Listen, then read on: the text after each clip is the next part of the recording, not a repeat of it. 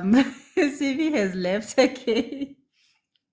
I don't know, but I think she can hear me. I can hear Um, you. I'm here. okay, yeah. Welcome to another session of Talking Books with Kat, and today we are discussing The Journey of Love by Simi Ramdutt. Hi, Simi, and I hope you're good. Can you please kindly introduce yourself to the viewers? Sure, no problem. Hi, everyone.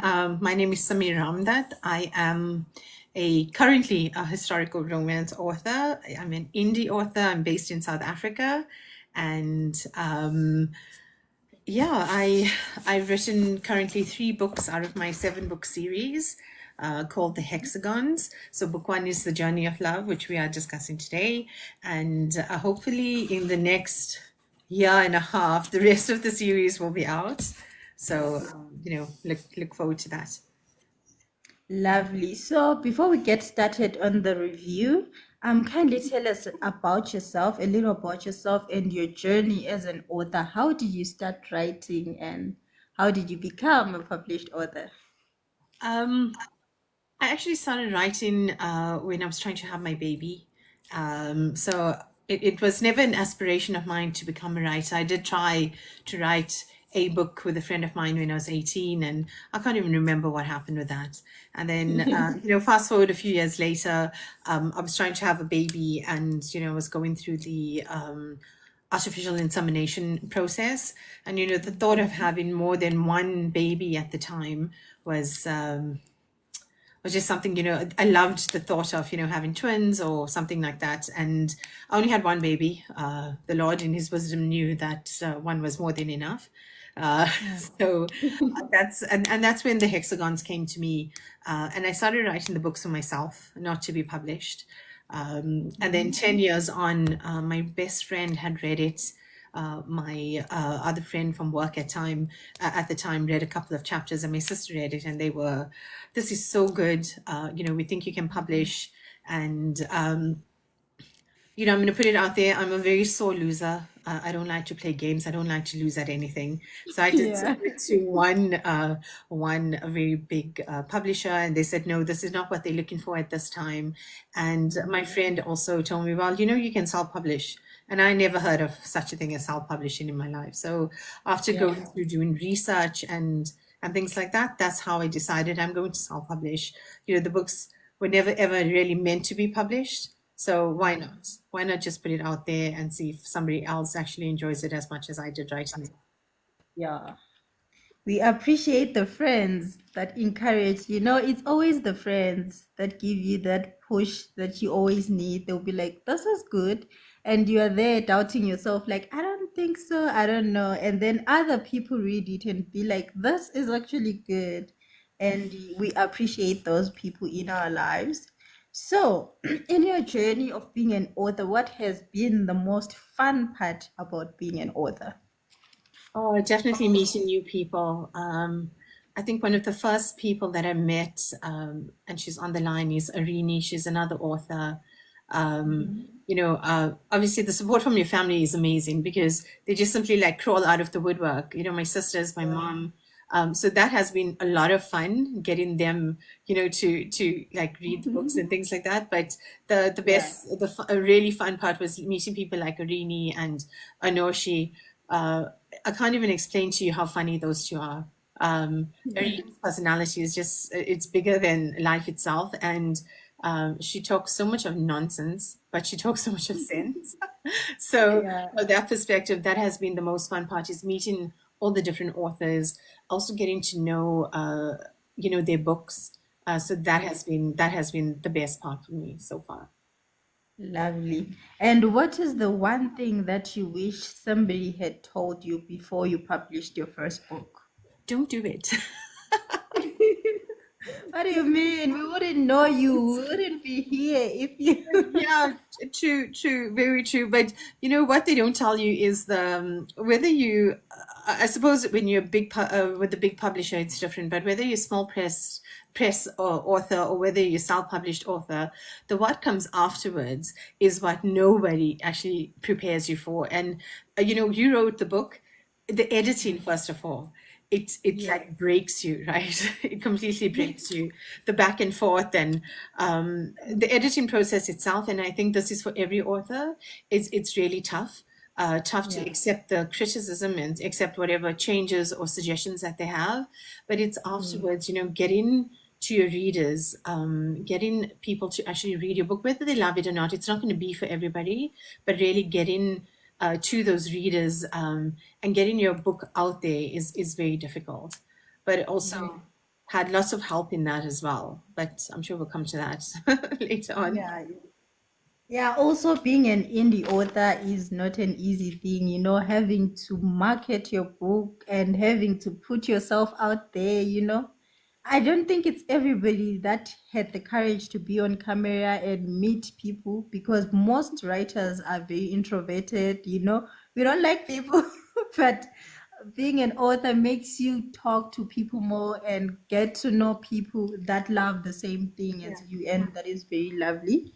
Okay, let's get into sorry, the journey of love. I noticed that the book is based in the 1700s. What inspired that specific timeline? I love the dress code of the time. I love the dresses and the types of parties they used to have. What I didn't love, obviously, is the divide between the rich and the poor. Slavery was Yes. still in effect. They had the upper class and the lower class, but really just the thought of the masquerade balls and just the decadence of the period of the rich. That's what I love. It's just the fashion and the parties and dancing till dawn. Uh, that's really what I loved about the period.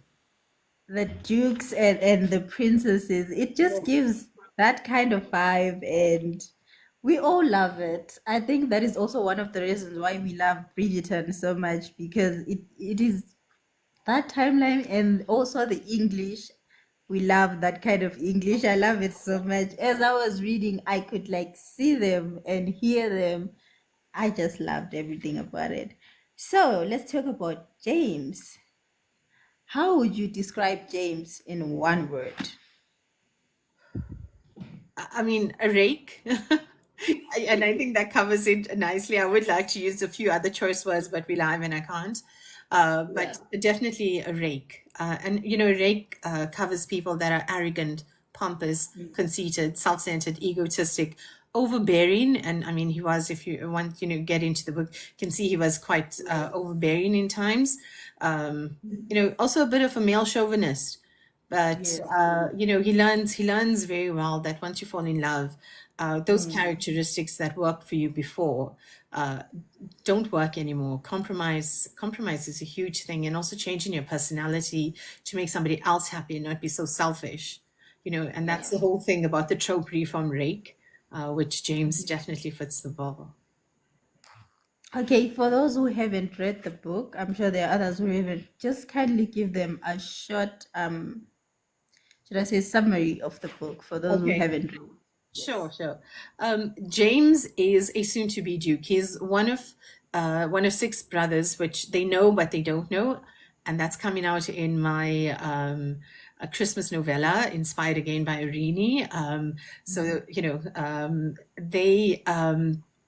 he's living his best life, and he's 32. They don't want to get married. They know it's a duty as a duke or soon to be duke to be married, but he's just not interested.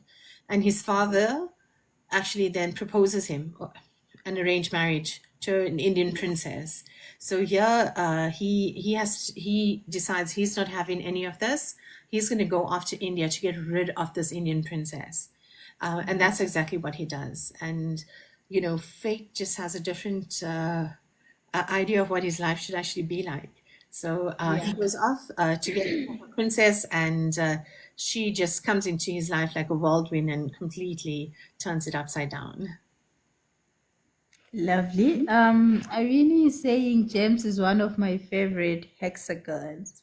I think I loved Nicholas. I don't know. He's just careless, and I love people like that, especially when it comes to character. He has this carefree character, and he just does whatever he wants. I really loved him so much. So, I also loved the fact that it's the Hexagon series.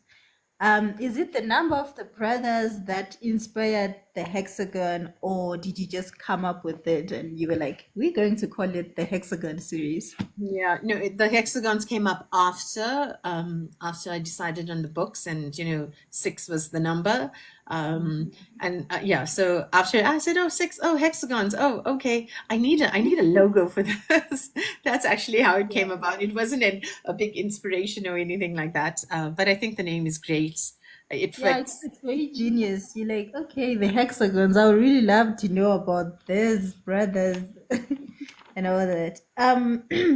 Do you think James would have changed like his personality or his character if he hadn't met Lizzie? No, I think you would have been pretty stuck. Um, whether you're a man or a woman, you need that one person in your life to help you make changes and become a better version of yourself. And I'm not necessarily saying that it has to be a husband or a wife or a girlfriend or a boyfriend. It could be a friend.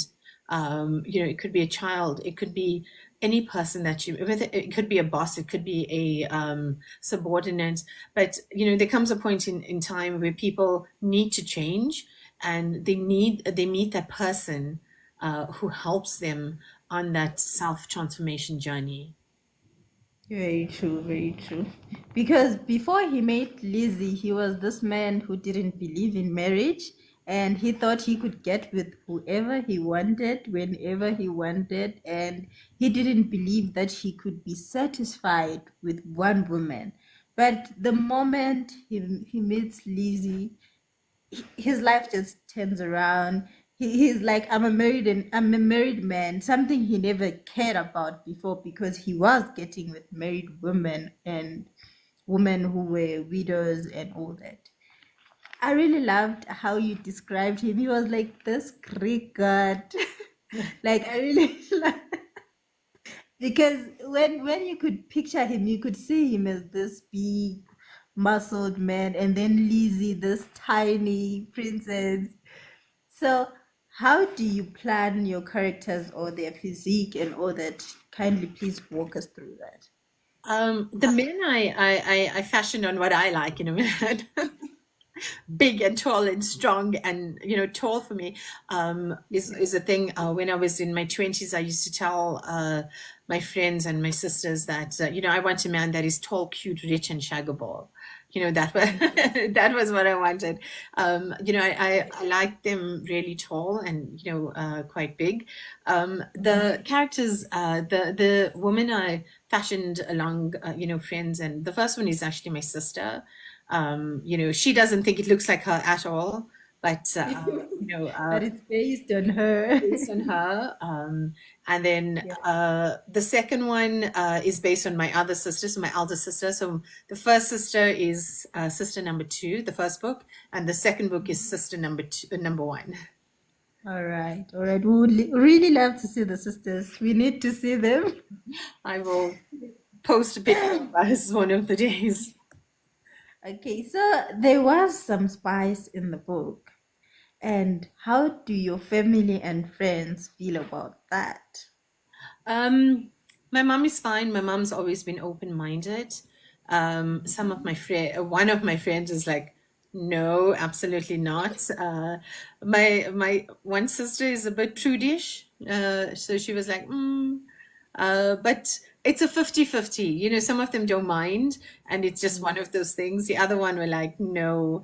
And look, it's not smut. It is a bit of spice, but it's not smut. So, I would say maybe three, 2.5, 3 out of 5 compared to other spicy novels. I think the people that are close to us tend to think the spice in our books is cringe because sometimes when reading, they put the writer as the main character. So now they're like, no, no, this won't work. So I think that's why most family or close people will be like, no My spice when it niece, gets, my niece said, "I can't read this. I can't believe you wrote this. I'm not reading that." So, quote, yeah, quote, yeah. those kind of things. So who is your favorite character in the book and why? My favorite character in the book is is definitely Lizzie. I think she led such a sheltered life up until the Mhm. point that she got engaged to get married, and she didn't really live until that point. And it's really good to see that, even though she was so accomplished and she could speak so many languages and she could hunt and she could shoot and do a lot of things that 99% of the women during that time couldn't do. For me, it's really wonderful to see just women go on a journey that is empowering to them. And even though she had to get married and things like that, she really found herself. I mean, she put her foot down from day one with James and said, look, we're going to have a different kind of marriage. It's not going to be, we're going to be equal partners. And that's unheard of in the 1700s. And probably, I don't think any woman said that in the 1700s, but I can dream They that. were not allowed. Yeah, and especially a woman that it has mixed heritage, so Yes. even better. Yeah. I loved how she was strong and she stood her ground from the first day. She was a princess, but she knew her worth and she knew what she wanted. I loved that. I love that. I love that. It made the story more interesting because we already knew that at that time women didn't have a voice, but you gave her a voice, and it was lovely to see that. So, if you were to have dinner with one character from A Journey of Love, who would it be and why? Oh my God, Hannah, the maid, the big tall maid that was such a genteel woman, and she was so sweet and shy, and it would definitely be her, just to see how she navigated, really being coming out of nowhere and being really an underdog to becoming a princess's lady's maid. So I would definitely, have dinner with her because again, it's about a woman empowerment and being able to step up. And doesn't mean you climb the corporate ladder, which in this case, was the society ladder, but just to understand, those feelings and what it felt like to be Mm. empowered. So, do we get to see Hannah or James and Lizzie on the next book, or we Ye- just focusing on? Let me see. It's George. George is married to. Is it Eva, Eva? Yeah, yeah, yeah, Eva. Okay, so yeah. we get to see their story, or we will also see Lizzie and James there. You'll see Lizzie and James there. So book one and book two run on the same timeline. It's Okay. actually parallel. So you'll see crossovers in scenes, where they actually meet each other. You'll see it from a different point of view in Love Changes Everything. And there is a very small little side story on Hannah in there as well. So, yeah, so you do get to meet some of the characters again. Definitely James and Lizzie are there for sure. Will Hannah get her Duke or something? Not a Duke, but she does get a happily ever after. That's good. She deserves one. She deserves one. So, who was your least favorite character in the book? Oh, Lady Abbott for sure. And there were so many people like that around at the time, just full of themselves. Thought that they could manipulate people, thought that because they were part of the upper class, they were better than everybody else. I just hope that feelings came across really strongly because people like that just upset me. It doesn't take anything out of you to be kind. And for the most part, during that time, and as you go into the 19th century, that upper class, and not just in England, but throughout the world, they maybe even now, the super, super rich do believe that they're superior to everybody else, and that's not the case. Yeah. So, do you write to educate or do you write to entertain? I write to entertain. So that's why I got the disclaimer as well in the front of the book. This facts might not be 100% historically correct. I do try. There's a lot of research that goes into writing a historical romance, Yeah. but it's really for entertainment purposes. And it's all about, for me, that happily ever after at the end. Yeah. As long as the characters are happy, as Yeah. long as the princess meets his prince. So, For those who haven't read the series and who do not know the order, just kindly walk us through the order of the Hexagon series. Sure. Book one is called The Journey of Love. It is James and Lizzie's story. So James is going to be a duke eventually when his father dies. Lizzie is an Indian princess. He goes off to India to get rid of her and ends up falling in love with her. Book two is the story of George and Eva. It's a commoner to Duchess trope, also reformed rake, also arranged marriage, and I mean, you'll read about it. She was wedded, bedded, and abandoned in one day. So I don't want to give away too much, but George basically marries her to save the dukedom because his father had also just died. He just became the duke, and he realized that they were bankrupt. So he had to marry her because she was the daughter of one of the richest men in England, and he had to basically save the dukedom. Book three is The Temptress. It's Richard and Katya's story. So Richard also meets Katya briefly. You will see in book two exactly when Richard meets Katya. Also, I don't know whether you like spoiler alerts or not. So it's halfway through the timeline of book one and book two where Richard meets Katya, but Katya is married, and I will give away that her husband is gay. Being gay Oh during my that God. is very We are difficult. waiting for it. So it's quite a slightly different book in terms of we bring in into light the LGBTQ plus questioning community.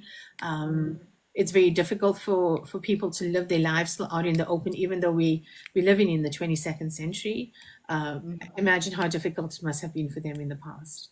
So So, is it still based like in the 1700s or the yes, all timeline of them. moves No, all of them. So it's moving forward, but like by a year or 6 months. It's not moving years like 20 years ahead. So it's all within a time frame about 5 years. So the books, yeah. All right. Um, Book four is Deny Not the Heart. So I've done the cover reveal and things like that. That's coming out in August. So it's currently in editing. And yeah, it's about Nicholas. Yes, that's the one that I want. That is the one that I want. It's about Nicholas. And I this would one really is love going to to know his be a bit story. of a slow burn. It's not going to be, hot and heavy. It's going to be a slow burn. And it's the Duchess he met in book one. So if you remember Rose, the Baroness, when they went to India. Oh, the one that he met in India. Yeah. Okay. All right. The next one is Does she get to come to London or he goes to get her in? Now I want she spoilers. comes. Okay, she comes to London because she's now the Dowager Baroness. So her husband dies, and she Okay. has twin babies, and she's coming to live out the rest of her days in London as the Baroness, the Dowager Baroness, and that's actually when he sees her on the docks in London. So up until that moment, he never thought about her again until he saw her there, and then he realized, I want Oh, her. that's Yeah, the Baroness. Okay. yep. All right. The I next, think yeah. sorry, So sorry we've to got interrupt you. I think the stories that I would like to hear more is Nicholas and Alexandra. Those are the ones that stood out for me. I was like, I would really love to know their stories. So yeah, looking forward to those two. Alexander is last. His love interest is going to be a very fiery, red-haired and green-eyed Scottish little monster. Um, and don't write Edward off just yet. He might be as stuffy and as stuffy can be, but his book is called Gypsy Love. So he's going to go and get himself a beautiful Irish gypsy girl. So it's going to be a lot of fireworks, Give us hopefully. the books, Simi. Don't Coming, Jesus. it's Just coming, it's give them. coming. Just release the books and let us read, please. We want to read. Just release all six and let us Gotta write binge them them first. over the night. Let us binge them over the night and read and finish them because we cannot wait. We cannot wait. Okay, you can continue. I'm sorry. No, no, I that's keep. fine. I just want to tell you, don't write off Edward just yet.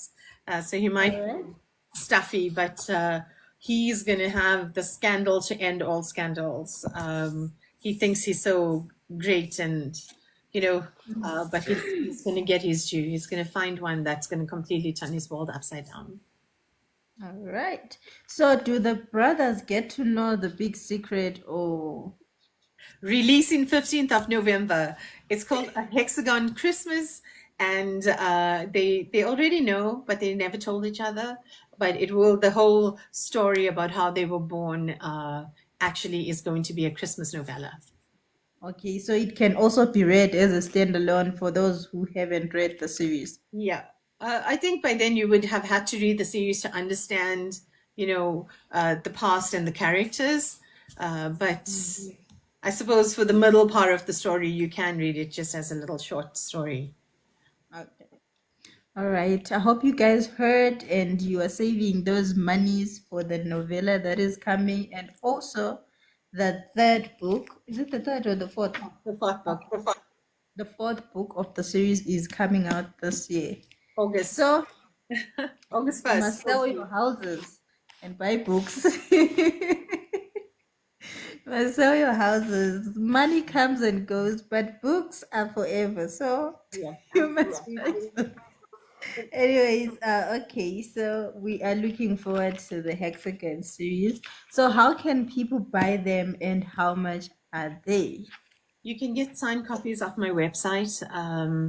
The books are 350 Rand, including delivery in South Africa for all the South Africans. Um, I've got a street team who have discount codes. So reach out to Pen to Platform Publicity. They will give you a discount code that you can actually use on the website, which is great. If you're a book club, you get if you buy 10 books or more, you get a really good discount. It can also be found at Exclusive Books and Bargain Books, Reader's Warehouse, Wordsworth Books, and Willow Trading. So you can go directly to the distributor to get the books. Internationally, it's available on Amazon, so print on demand. It's available on Kindle, Kindle Unlimited, as well as Audible, but Audible only for the US at the moment. All right. Okay, so for those who want Simi's books, you can click on her name and follow her. On her bio, there is a link to her website, and you'll find her books there and get those discounts because I am getting them. Are my characters similar to Simi's? My characters are so random. Like they're so different and random. I don't know. I just write what comes at the time. I just write what comes at the time. So I think now we can open questions. Any question that you have for Simi, you can ask. But while we wait for questions, Simi, should we expect a standalone from you that is not part of the Hexagon series? Yes, you may. I've I'm also a fantasy girl, so I love fantasy. Um, in fact, I love all types of books. Actually, I can pick up anything and read it. But Yeah. I've started also a fantasy series and a romantasy series, not series, book, one romantasy book, and a fantasy series. So yes, you can expect stuff as soon as I'm finished with the hexagons to get those out there. Um, Again, also a lot of inspiration comes from the people around me. I don't know if you know Anoshi Soretsky. She released her second book, Lumina. Is It's it also is it the bluish one with the girl? The Girl and the Dragon. Yes. The first book was Juluwan, and that's a fantasy series based in South Africa, which is fantastic, and it has dragons. Oh my God, I love dragons. I wish I had a dragon. I I used to also be called love a dragon. dragons. Um, Everybody loves dragons. I don't know why. They're just fascinating. yeah. And I really like applaud fantasy writers fantasy writers are so intelligent and smart World building, right? compared to just writing romance. And like, it takes a lot because you have to create your own world and actually make it make sense to the reader. Okay, so I will be reading the questions for you. Don't worry about them. Delight is asking, what would you say was your biggest challenge with writing the first installment of the series? Oh, right in the sex scenes. Or the love scenes. I don't know what you want to call it, but Yeah. it's not easy. Uh, uh, uh, I know a lot of people think romance is quite simple. You're not doing world building. You're not doing any of that. But actually making sure that you make your readers feel that connection between the characters, that is Mhm. really difficult to do. And then also putting that very emotional and personal scenes onto paper, I did find that quite difficult. Okay. Sorry, give me 1 second. I think I clicked on somebody's name. Tattoo is asking, why choose to write historical fiction romance? Why that genre? Because I was in the wrong era. I wish I was born back then when things were all about the dress and the ball and the tea and cake. And I love historical romance. I love history. Um, Even though times were so complicated back then with the way how bad our society was in terms of class distinction, it was still a simpler time to live in. And that's what I really miss, I think, about the past, the simplicity of it all. I always say to people, I wish we were still in the past, but with today's rules, like women get to have a voice, but we also get to stay at home and go to balls and and Yes. everything along those lines. So Irene is asking, is there any one of the hexagons that you would change? I think we could work on George a little bit more. One of my readers called him a twat waffle. I might change him a bit more, but I think the fact that we got him across to be the type of person that he was good. But yeah, maybe I could have changed him a little. Understandable. Um, Dragon's Girls asking, what made you think of the six-part historical romance? Because I had to tell each one of their stories. There were six brothers, all of them so full of shit. They needed a woman to set them straight. So that's why it was six parts. And book seven in the series, I know it's not six. There is a book seven in the series, which Vicky, if you read about her right at the beginning of the book, was James's mistress. I felt so sorry for her. So I had to write her happily ever after as well. So that's book seven. But it is linked to the hexagons. So, book seven is The Call of the Heart. Is Yes. that it? Yeah. Okay. So, who is it, Vicky? Vicky, yeah, Lady Victoria, Mm. James's ex-mistress. All right. Looking forward to it. I see you want to finish our money because Yes, we are going to get this. of We course. are getting that series. Would you consider writing about their children, the hexagons? If I don't die before then, yes, probably. Oh my God, with the full-time job, writing is not exactly easy. So, because during the day you just don't have time. You have to focus on your real job that pays the bills, right? So I would love to make it like a 32-part series over like 5 generations, but yeah, but Yeah, I have to understand you be because realistic. sometimes there's a lot to tell and you just, yeah. Yeah. But you're really pushing for somebody who has a full-time job because I think between last year and this year you've released a book and also working on the fourth one, right? I had remember, but also remember I had two books already written before I released. So last year's two books was written, and then the book I released this year in February was almost done. And I'm now done with book 4, which is Deny Not the Heart, and that's in editing. I'm currently working on the Christmas novella, so I'm hoping to be finished in the next couple of weeks, which gives me time to then write book 5 and 6 to release next year. Gives you plenty of time Mm. to write those books. Yeah, but hey, you're pushing because it takes a lot to go to work and get home and also write. It really takes a lot, and you have family, you have a child, you have this and that, you know. But yeah, you're doing great. Delight is asking, what's the most difficult thing about being an indie author? Uh, it's expensive, first of all. I think there's more than one thing to like, uh, because you're doing everything yourself. Um, Again, without support from my sister, it just wouldn't have happened. But the second thing is all of the marketing, and like I said right at the beginning, the things that come after, those are really difficult. You want to be relevant. You want your books to be seen, but also you don't want it to just be all about your books.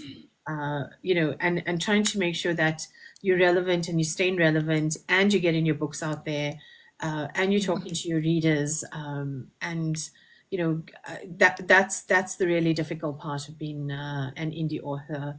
You don't always get support. I mean, there was a bookstore, one of the biggest independent bookstores in Johannesburg, where I reached out and they said we don't do stuff for indie authors.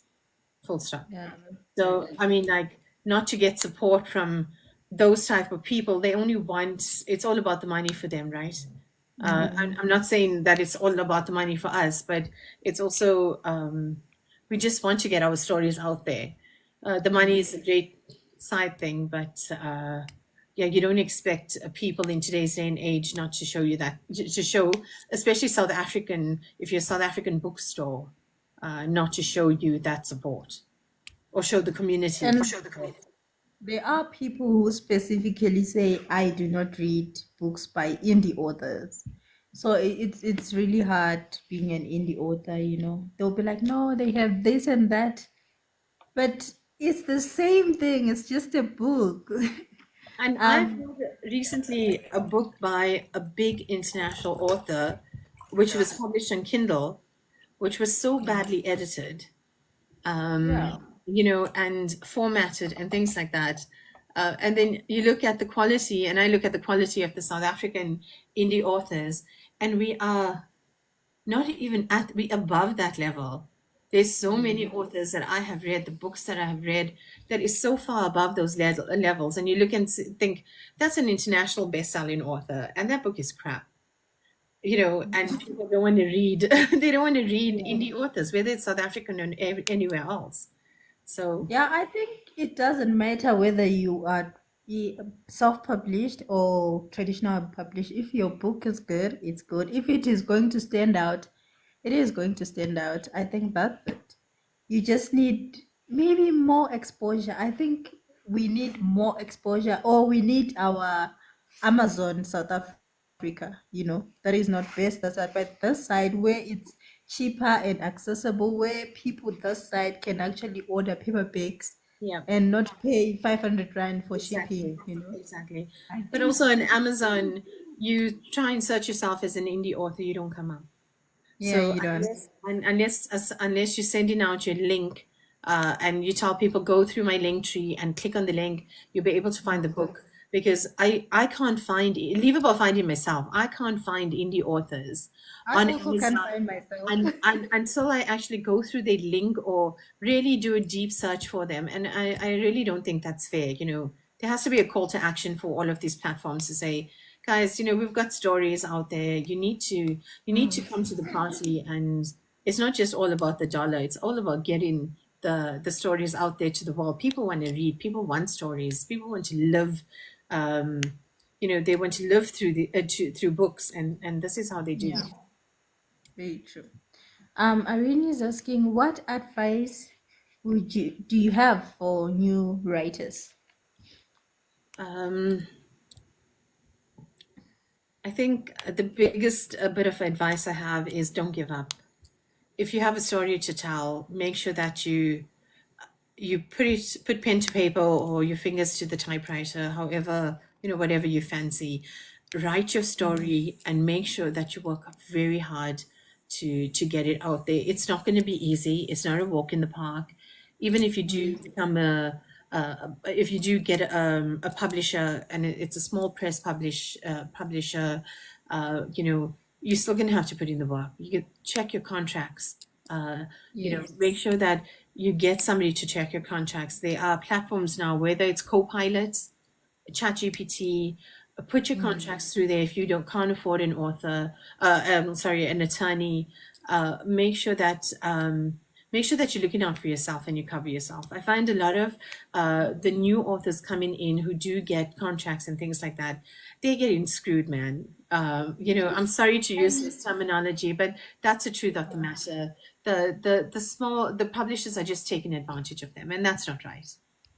I think they also go to people who have never published, and the person has that excitement, that my book is going to be published, that they don't look much into the contract, and then the next thing you getting 5 rand off your book, things like that, and it's not right. It's Yeah, not right. or you have to sell 500 copies and they're not stocking your book. Yeah. You can't find your book. People go to the bookstore and they say, "Sorry, it's out of stock." So how are you expected to sell those 500 copies if you as that publisher is not going to put that book out into the market? They, So yeah, so that's my advice. Keep at it. It's your dream. Make sure you write the book. If you go in through a small or any publisher, check your contracts. Make sure that it's in your favor or as much in your favor as it possibly can be. And just don't give up. It's a lot of work, but just don't give up. yeah, true. On my side, I think the advice I would give to new authors is not everybody is going to like your book, and that is fine. It is okay if somebody doesn't like your book. Your book won't be for everybody. Some people will not like it, and some people will like it. You will find your people that will like your work as it is, no matter how much grammatical errors it has or how bad it is, but you will find your circle, and don't change how you write or change yourself because some people think it's not good or they don't like it. Oh, that's That's, beautiful. yeah, that's all I can say. Um, how do you handle negative feedback if you've ever gotten any? I have gotten some negative feedback and I handle it very badly because I take it personally. Look, and as you said, not everybody is going to like your work. I'm not going to be Mhm. everybody's cup of tea. Um, but you do take it personally. I mean, you will not be human if you don't take it personally. But Yes, yes. uh, you know, again, your support system, my family and my friends are so important. I can't even explain to you how important they are. Mm. Uh, um, my elder sister is like our ringleader. If I have to tell her, she'll be like, "Who do I need to take out?" That kind of a thing. I I mean, love her. yeah. My sister, the other one lives in Ireland, and she's like, "Don't worry about it. The books are really good. Very supportive." Then my Yeah. friends come in and just tell you like, who gives a shit if they like it or not? If they don't like it, they mustn't read it. Those Yeah. people, exactly what you said. You will Mm. find the people who like it, and if Yeah. you do get that one or two fans that absolutely love it, and you Yes. go and read the reviews or chat to them. Some of them are on my street team, and they make you feel better. They make you feel better, even if it's just a one person that loves your books. Yeah. They make you feel better. I see Tease is online as well. I saw a couple of her comments. They make you feel better about it. Yeah. And I feel like you can get 10 praises, but that one person who gets to you, that Mm. one person that will come and say, I don't like your book. I don't know. I don't know how humans we are wired, but we don't respond so nice to negativity No, because it hurts when somebody says, I don't like your work, of which it is fine, but then we have that thing that hurt, like, ouch. Like what you need an explanation, like what didn't you like? What should I change? Should I do something?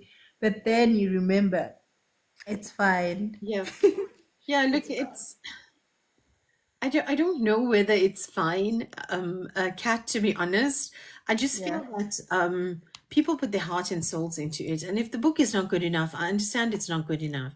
But there's absolutely Mm. no reason to give a 1 star or a 2 star review. Rather not review. Yeah. I don't believe that, I don't believe in breaking people down. I believe in building people up.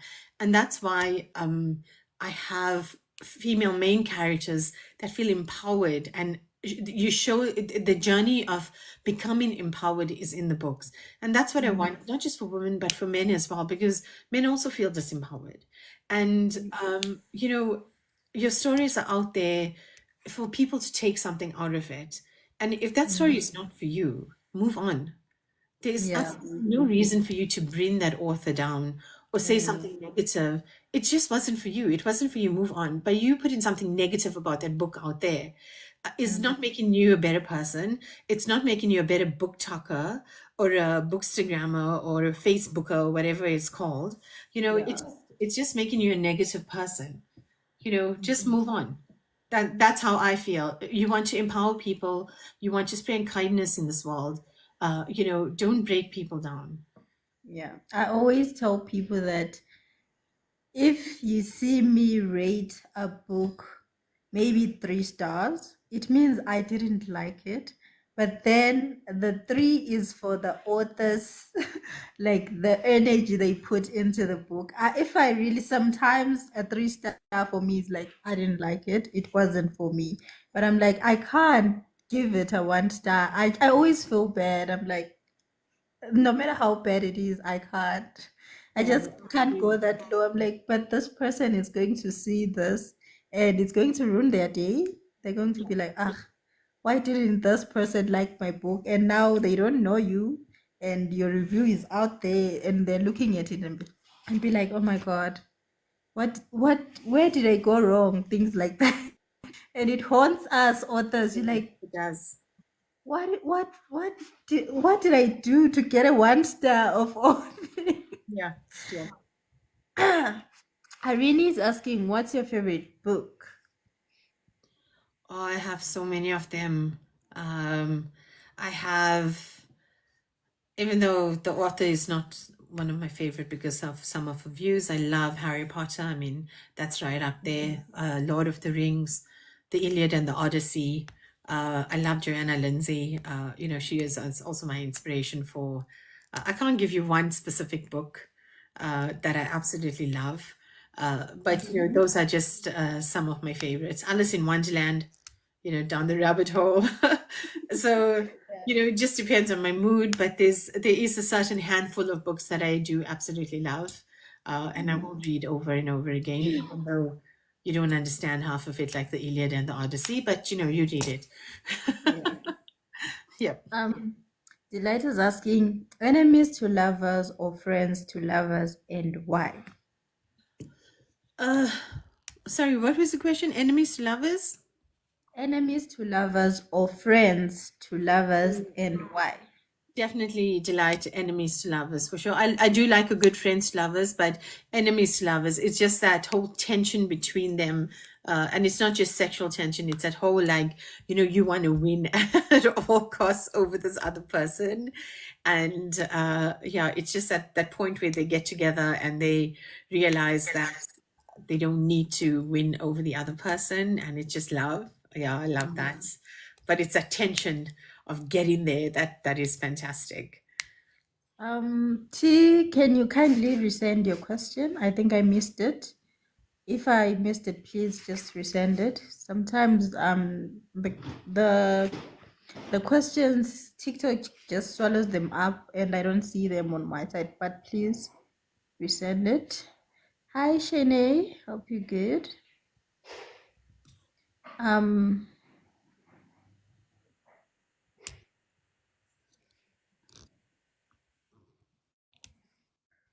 you have Dragon's girl is asking, is it a question? I'm not sure. She's saying, Simi, you have an epic roman romanticy in you waiting to be written. Yes, it's already started. It's already started. Called Love Amongst the Stars. It's coming in about 23 or 4 years, give or take. We need it tomorrow. We need it super. When's your book, next book coming, Kat? I think September. I think. Fingers crossed. Come speak to me. We'll speak about a book launch. Okay. Okay, cool. Shanae is asking, who is your favorite hexagon? George the Twat Waffle. I just love him to bits. Such an asshole. But I just love him. I love him to bits. He's definitely my favorite, and that's also my favorite book. I actually wrote Love Changes Everything first. Well, I started writing The Journey of Love and Love Changes Everything together, but I finished Love Changes Everything first. And yeah, so my favorite book, and definitely my favorite character. Yesterday I was on Shanae's live and she also mentioned love changes everything. So now I'm curious about George because the hexagon that was calling my name is Nicholas, but now I'm like, okay. No, Nicholas will still call your name. I promise you afterwards. I think he'll definitely still call your name, and So now I need to know about George and I'm getting into it. hopefully. Thank you. um, Delight is asking, how do you feel about the use of AI in writing?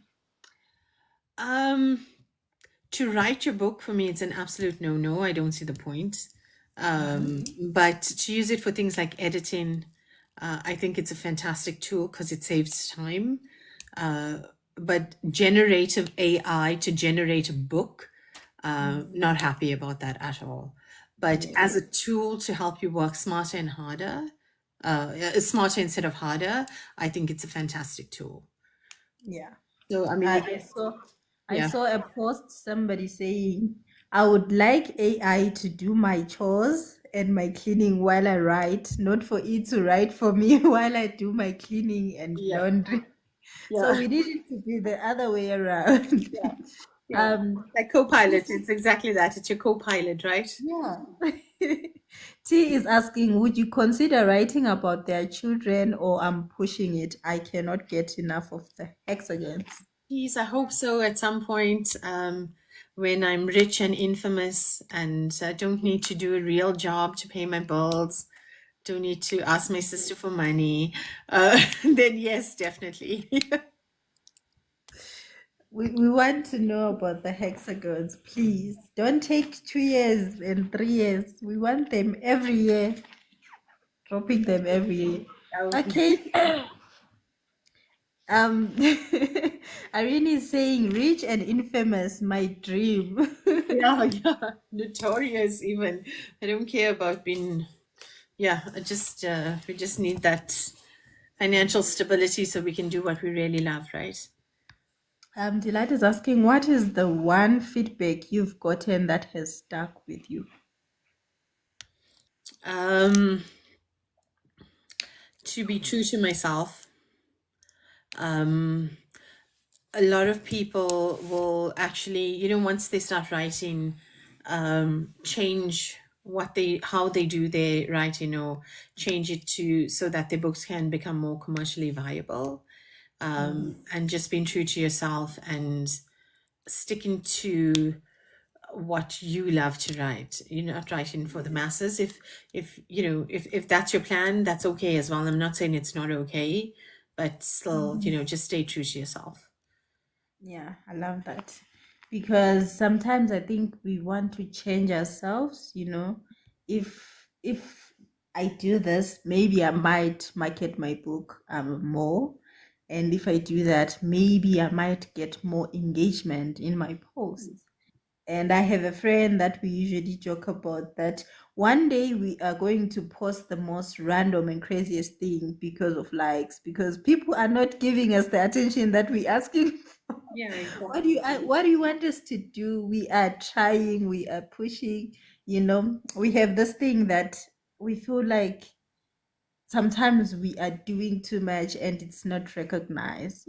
You wake up every day, you put up the content and you feel like it's not recognized. yeah, We're like, what do we have to do?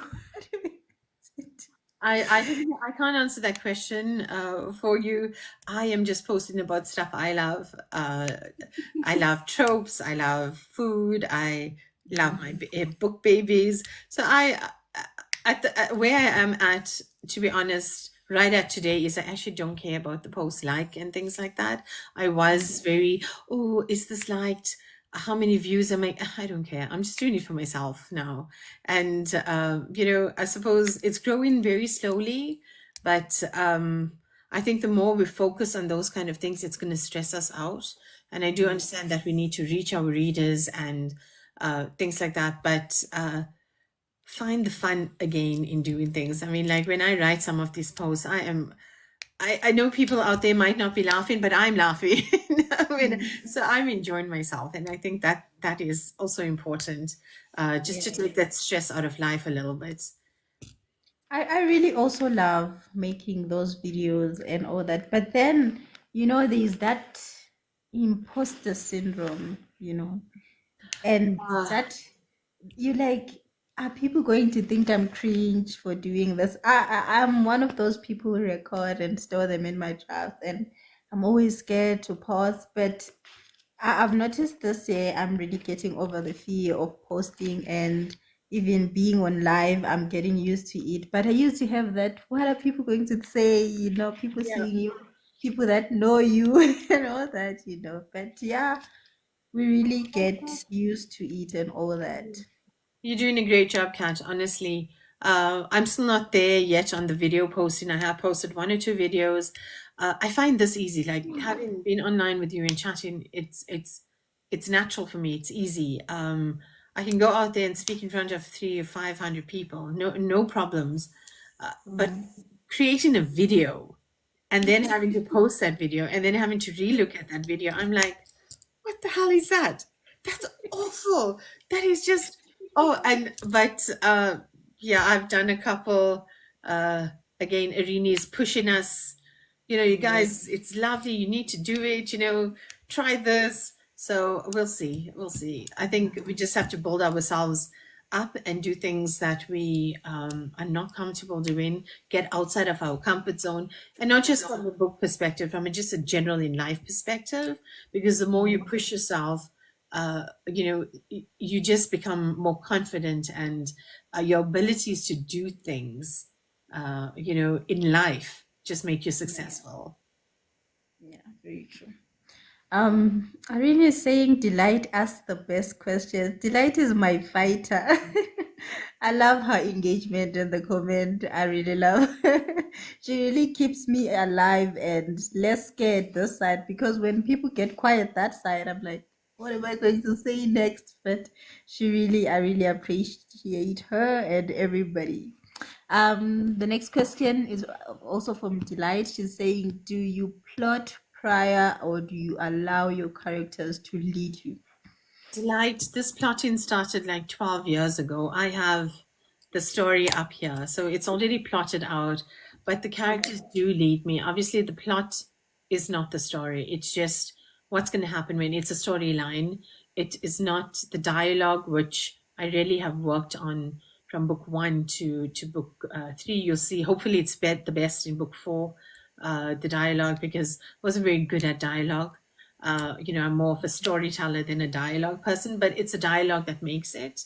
So, yeah, the plot is there, but the characters do lead you as you're writing, because sometimes you feel it should have gone in this direction, but it actually came out in completely something different. Very true. Sometimes you plan and be like, we're going to do this. The characters be like, no, we're going that side. Like the story just pans Yeah. itself out and And you we sound find mental yourself. when we say that, isn't it, Kat? We sound absolutely mental that the characters tell us, they rule us. Yet, I mean, you'll Yet we understand are if the you see ones them. that created them.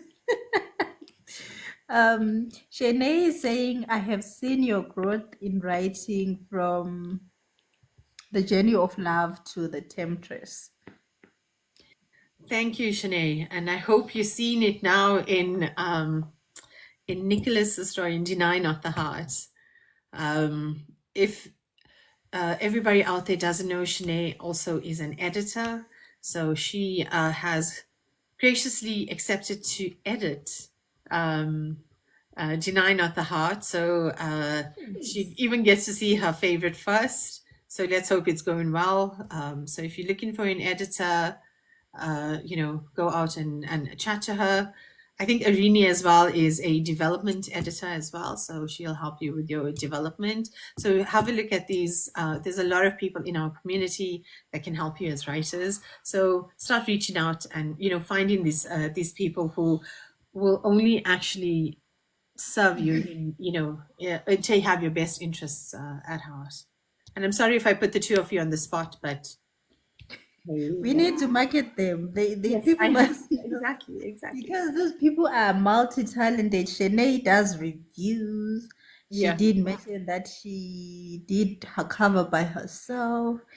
She can edit. Ma'am, you can do it all. We love it. We love. She's really a super girl, as she always says it. I love it. Delight, I hope you're listening. If you decide to publish your next book, Shanae and Arini are your go-to people. Make sure to charge her a lot. I'm kidding. Delight says keeps you motivated to continue writing when far from finishing book. Um, let's see. Who inspired your books? Shams Forever. At the time, I did tell you it was definitely uh, the inspiration for the books came from me wanting to fall pregnant. But I mean, inspiring my books. My biological dad was a fantastic orator as well as a writer. I mean, he could sit down and write a speech, and I suppose hopefully I get it from him. He died when we were very young, but I think inspiration also comes from there. Mm. Irene says, even if you want to talk writing or vent, we are here for you. We are here If for the you. characters are showing you flames, you have your go-to people. Oh my God. Thank you so much, guys. Thank you so much. It's lovely. I love really the unity in the writing space. It's really not, should I say, not toxic. Like it's really home, and you can just talk to random strangers and just engage on people's content, and people reply like they know you. I really love that. And I think I love TikTok the most because TikTok you can talk to anybody and they will just talk with you and engage with you in the comments. You don't even know them, but we are all talking about books and we understand each other. And I really love that. I really love that. And I always hear people saying book talk is toxic, but on our side, it's not. On our side, we are on the good side, really. I love it this side. And I think we are building an amazing community, Kat. I mean, just look at what you're doing with your programs that you're having on a Monday and a Friday, getting in touch with the local authors and really, getting to know them. There's a massive community out there, but not everybody wants the best for you. Everybody, I mean, there's a lot of people that are competitive, but there are more and more people coming up that just want to help and Yes. support, and find the right communities. There are already so many people that I've met. So just reach out, keep reaching out to people. Also, watch out for the scammers. I mean, you get some scammers that stuff. So, yeah, but just keep reaching out, and you'll find your tribe. Yes, yes. So, what is the one book that is on your TBR that you cannot wait to read? It's your books actually next, to be honest. I just actually posted it then. I think Married at 16. I'm quite interested in that one. So I'm looking forward to reading it. I'm currently reading Sinead's book and another book. But I'm really looking forward to reading that. Lovely. Shanae says, I think I need you on the spotlight on my or the okay, we'll talk, Shanae. I have your number, not I think I do have your number. We'll talk on WhatsApp. It's just that I have been busy lately. Sometimes I tell myself I'm gonna talk to so and so, and then the next thing it's a week later, but I will reach out. Dumi says, I find my book talk very pleasant. I love the community that I've built here, Wow. including both of you. Thank Wow, you thank so you. much, Dumi. Thank you so much. We really appreciate you guys. We do. Yeah, we are really on the good side, and I really love it.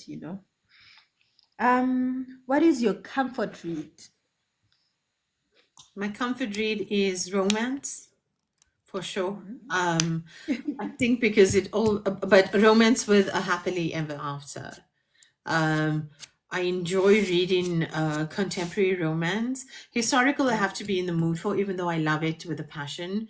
Contemporary Mm. romance, because it's in the here and now, it talks about uh, um, places we know, we've seen, we can actually put ourselves there immediately, and it takes you on Yeah. a holiday. Um, so I know I'm reading up other people's books as well, but like Inarini's Pretty Average. Oh my God, Mhm. like you get hungry reading that book, and, I'm and that's still what yet you to need. read it.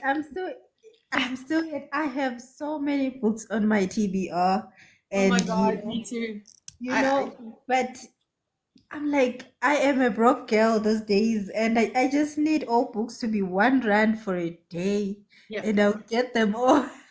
you need to get a Kindle cat, and when they have the 99 cents or the free days, go and stuff your Kindle. That's that. But then the problem is, like, I've got about 90 physical books that's on my TBR, and I can't even count how many I've got in my Kindle library. So I don't know whether it's a good thing or a bad thing. But Yeah. yeah. I think we also love collecting, having to look at your bookshelf and be like, I have those books. Oh yeah, It's like fun. serial It's killers. It's like, it's a trophy. It's like we are serial yeah. killers, and We that book like, on the when we shelf. like get the chance to read and write and do this, but we really do love books. We Yeah. love. Um, what is the saddest book that you ever read? Uh, the saddest book. I don't read sad books, but I think one of the most disturbing would have been like Flowers in the Attic when I was 14. I mean, like, really? Now I'm so glad they have age restrictions and, like trigger warnings and things like that. I mean, how They old are put we? them at the front and be like, trigger. Yeah, yeah, absolutely, absolutely. Like, so I think the most disturbing when I was younger could have been Flowers in the Attic. Um, yeah, but I generally I wouldn't read a sad book. There's too much of sadness and unhappiness in life, and I generally that's why I like fantasy. I like suspense.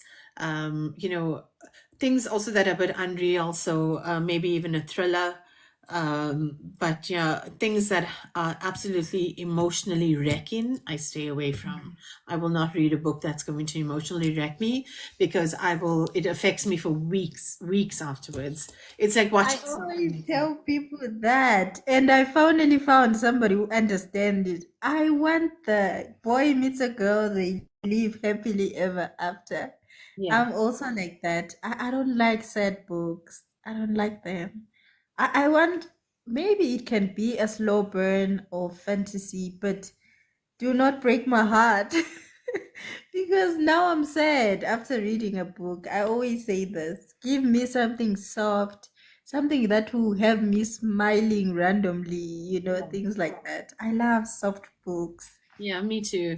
But I will read anything. Some things like, like years later, I must have read like The Girl with the Dragon Tattoo Mm. 20 years ago in my 20s. And sometimes I still think about some of the scenes in that book. It was traumatic, and Mhm. yeah, that's not how I loved the book. I loved the story. I ate those books up, but Yeah, you're uh, still thinking about yeah, them. some of it was just it's just not for me. because like I said, it's emotionally damaging. I understand you. I understand you. Delight is asking, what's a cliche trope on book talk that book talk hates but you enjoy? I don't know. To be honest, I can tell you a trope that I hate, which is second chance. Yeah. I can't say I love that. That's just one that I hate. July, give me Mhm. some examples. What are yours? I'll tell you what are mine. I don't know. And very few people love the second chance trope. I don't know why, but everybody hates it. They're If like, you no. mess up once, right? If you're messing up once, why am I giving you a second chance to mess up again, and then a third time, and then a fourth time? When am I gonna learn? Honestly. What is it, like time number 99? Or is it Mm. maybe 100 is a lucky number? No, no. Okay. And I know that's wrong and everybody deserves a second chance, but yeah, no, not in love. Irene is saying, I want to escape reality, so give me a happy book any day. Ah, Please. I yes. also want a happy book. Let there be maybe suspense, but not too much heartbreak. Not too much heartbreak. Don't traumatize me. Yeah. Delight is saying, I also hate second chances. Oh, good, good. We're on the same page there. Irene is saying, my next book is a second chance, the pressure. Oh, the We need a pressure. review. We need you to tell us what you think about it after that. It really is So so funny. I'm sure I'm gonna love it. I'll ignore the second chance in it. so Delight is saying back to her question, the one with the cliche Mhm. trope. She's saying, for example, Grumpy meets Sunshine. Uh, hmm. Yeah, Grumpy Meat Sunshine is not one of my favorites. There's so many. There's so many. I don't really hate any trope except Second Chance. Um, and so I mean, like, I really do love them all. Yeah. So I don't know. Grumpy to Sunshine is quite cute because I've I seen Grumpy and Shanae says I love Grumpy meets Sunshine. only because I put myself Uh, in the grumpy person's personality. I think also us as writers, even if we write a bad character, we sort of understand why they are bad. We sort of sympathize with them because they are our character, Yeah. you know. I really saying, what about age gap? I love age gap. I absolutely love age gap. I love a good age gap. And the scary thing is, thank God my books are in the 1700s because they got married young. If I had to write them now in like the 22nd century, my books would be banned. They'll be like too old, too young. No, I too young. think on my side, I love the age gap in books like Vampires and Werewolves. I love it there. Absolutely. Absolutely. I love it there. I love it there because I mean, you cannot be a vampire and just have lived Yeah. 50 years. I mean, We like want Stephen and we Elena, want to be 700. Damon. Come on, who doesn't want a Damon, right? Yeah, we love them that.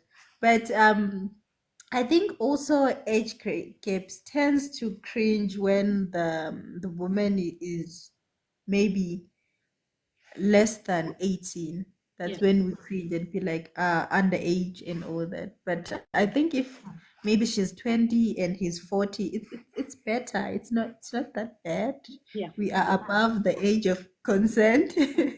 But the age of consent in South Africa is something like 14, is it not?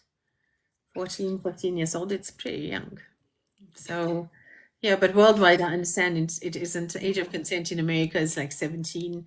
So, look, I do understand. And if you in your 30s, 40s, and you're getting like a 17-year-old, that's just creepy, right? Mm.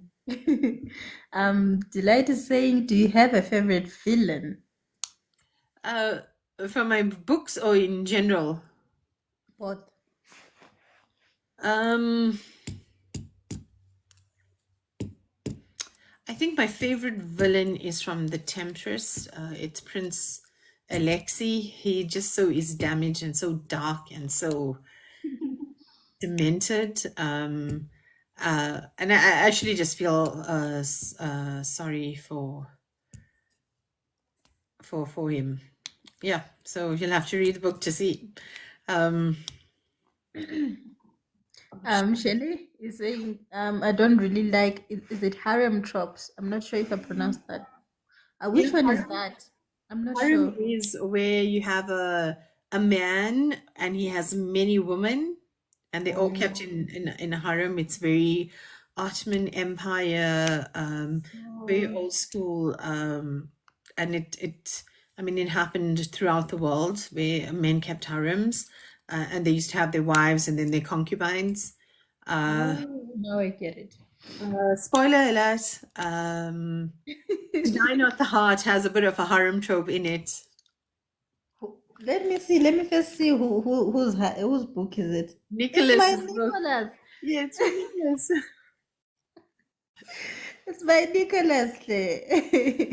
So is he the one that has concubines or what? No, no, no, he isn't. Then I'm He sorry. isn't. Then I'm happy. T is saying, wait, this whole time I kept seeing Prince Felipe. Clearly, I need to read The Yeah. Temptress again. Philippe was the villain in book two, Love Changes Everything.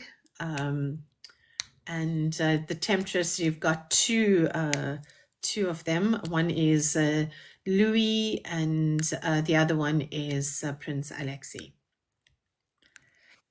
Are you guys hearing all this? I hope you can see how it is going down in the Hexagon series, and you have to get all those books and line them up in your bookshelf. It's fun, to have the whole series and you be like book one, two, three, four, five, and they're all just there. I love looking at my series, hey, and all Yeah. the And stacks. then my friends will be like, I'm gonna come and steal your books. I'm like, don't you dare. Don't you dare touch my books. Sorry, my bookshelf is not opened. It's You not can open. take everything, but don't take my books. Yeah, there's the bookstore. Go buy one. I'll give you a gift. I'll gift you a copy, but I'm not lending you. Yeah, but don't take mine. Irene says, I feel like we need to have convenience after the series is done so we can just sit and hash it out. Um, I think that one is for you. I'm not You sure. know, for hardcovers. Sure, why not? I'll make a special set for you. What is the difference between those ones and hardcover? The price. I So it don't will know. be like double the price for a hardcover. So that's why Like the same content. same content. It's just the cover is a hardcover. I don't have a hardcover, so I'm not sure what it looks like. Is it like those books where you take it out from the thing? Are those the hardcovers? Yeah, no, yeah, yeah. Hold on. Let me get one for you. Okay.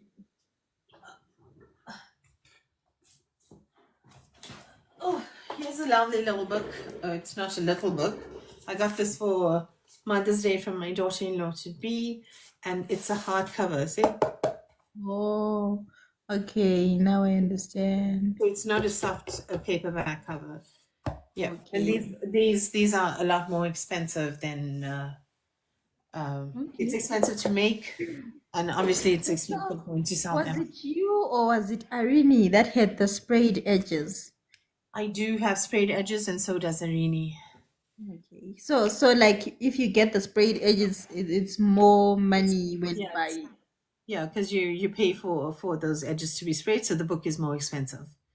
All right, all right. But like I said, we like serial killers, right? We need to get our trophy and keep it on our shelf. So that's our book is like a fingernail or a tooth that we hide in Yeah. some little box somewhere. Can we take one last question before we wrap up? And time moved very fast today. I cannot believe we are heading to Hub Fast. Delight, you hate the hardcovers. Can the hardcovers be folded like when people open the book and the spine, like when you open this one, it stands straight? Is it the same? Okay. All It's right. lovely. A hardcover is better than a soft cover because the spine doesn't break. I absolutely despise breaking a spine. So actually read a book like this. Well, I was reading your book and I noticed your spine also doesn't break because look at this. I read this book, all of it, as you can see, but look at the spine, it's still straight, no wrinkles. I think the people that print for you really do a good job. And also the typesetters, because look, the spine is still straight. Even if I open it, it opens like it doesn't bend the spine. I really love that because we want them to stay new for our bookshelves. Yeah, we want the absolutely. books, we want the books to stay new for our bookshelves. Okay. Except those ones just dust jackets because they come off. Okay. All right. Now I understand. Okay, guys, thank you so much. I had a lovely time. Thank you for engaging. Thank you for your lovely questions. Thank you so much, Simi, for joining us. Thank Let's you for the take invitation. one last question. Sorry, from Delight. She's saying, "What's a book you forever recommend?" A book that I will forever ever recommend. Alice in Wonderland, for sure. I mean, like without a doubt. It just got everything. It's got something for adults, it's got something for children. There's so many Mm, characters that you can actually identify with, like the rabbit that's always late, and he's mm, always rushing around. And isn't that what life is like for so many people these days? Not the rat yeah. race, the rabbit race, but there's actually so many deep things in Alice in Wonderland. It's not just for children. So I would recommend that. Read it. It will give you inspiration. It will give you advice when you least expect it. Lovely. Thank you so much, Simi. You were lovely, and I look forward to reading the other books of the Hexagon series. I really loved it. I love the 1700s. I love the old times. I also wish I was born in that time, but as royalty, I mean, I cannot go back there to suffer. So I also wish it, but I really loved it. And thank you so much for the lovely book. And thank you for joining us tonight. We look forward to your book events and your book reviews. We will be there Thank you. supporting you and sharing and reposting your upcoming book. Thank you so much for Thank you. joining us. No, thank you for having me. I'm looking forward to reading your books. Our TBRs are so long, but it's Yeah. not up. So, and thanks for all the support that you're giving the community. I think we need more people like you out there. So, lots of Thank love to you. you, and thank you. And Thank you, thanks everybody for everybody. joining and the engagement. You've been great. Yeah, thank you so much. See you again on Friday. On Friday, we will have a guest avid reader and we will be talking about book clubs. Oh, She is a founder of a book club called Empowered Women. So it's a book club only for women where they get to read books and review them every month. I So I love will see you guys Friday. Enjoy the rest of your evening. Thank you, you too. Simi. Thanks, Kat. Thanks, Bye, everyone. everybody. Bye.